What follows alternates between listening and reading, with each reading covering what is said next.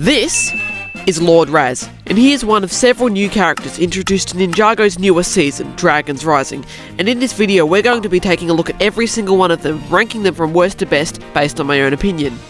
And this video will not be including minifigures from Ninjago City Markets, as that set is worth a video on its own. With that out of the way, let's get into it. Coming in at the bottom of the list with number 21, we have Sensei Wo, who appeared in the Destiny's Bounty Race Against Time set. The reason I have him at the bottom of the list is because he's actually a reused figure from the Ninja Dojo Temple released at the start of 2022. I'd also like to point out that none of the figures from the Destiny's Bounty Race Against Time set are exclusive, meaning if they had have given this Wo a new torso and legs instead of reusing a figure from a year and a half ago, it would have been another reason to buy the set, but I digress. At number 20 we have Zane, who appears in two sets. Out of all of the different ninja suits this season, I honestly like his the least. I'm not sure why, but I've never really been a fan of Zane's suits, and this has to be one of the worst we've gotten so far. One good thing about this figure is, like all the other new ninja, he has a double-sided head featuring new facial expressions we haven't had before, which is a plus. At number 19 we have Jay, who appears in two sets. The reason he's after Zane is because I like him a little bit better, but not by a whole lot. I'm usually a fan of all of Jay's different suits, though I honestly just think the colours don't work very well on this one, which is why I've put it at number 19. At number 18 we have the Imperium Claw Hunter, who appears in two sets. The printing on this figure is really nice, and the moulded elements are cool, although I do think his helmet looks a little bit like a Triceratops.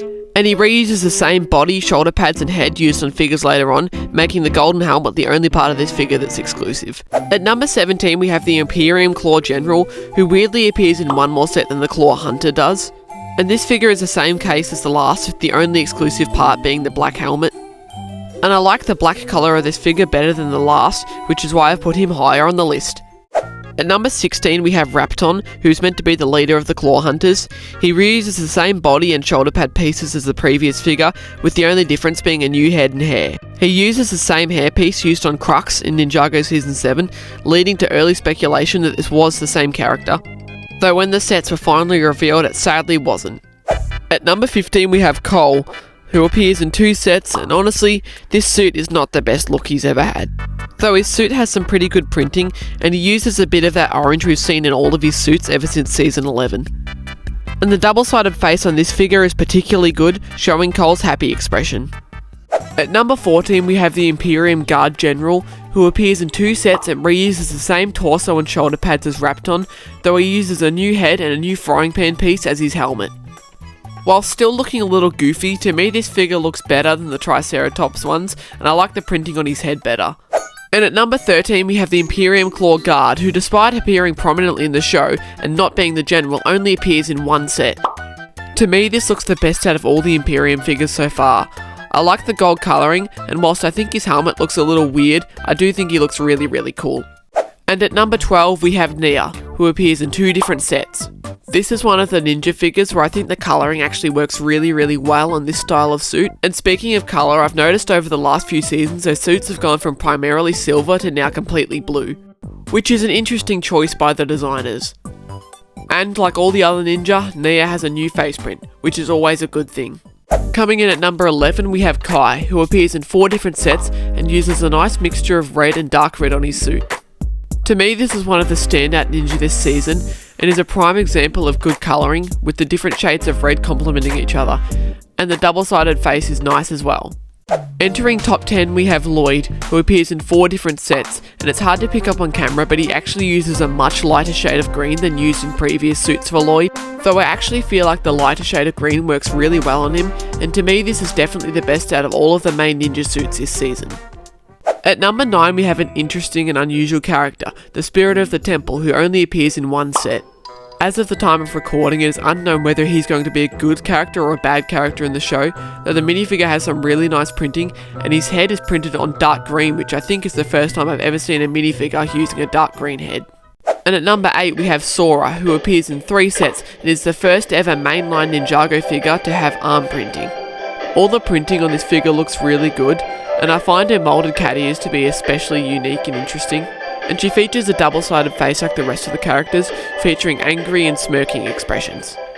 At number 7 we have Wildfire, who is another new character introduced this season. She only appears in one set.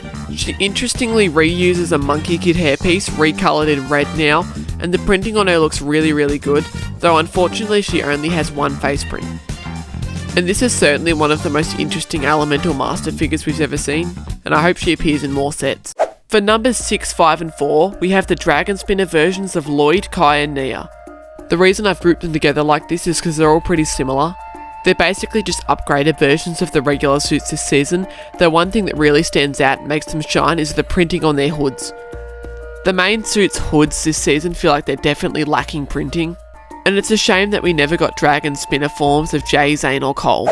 At number 3 we have Empress Beatrix, who appears in 2 sets and is the main villain of this season. She uses an interesting new hairpiece in white, originally introduced in the Ideas Foosball table set last year.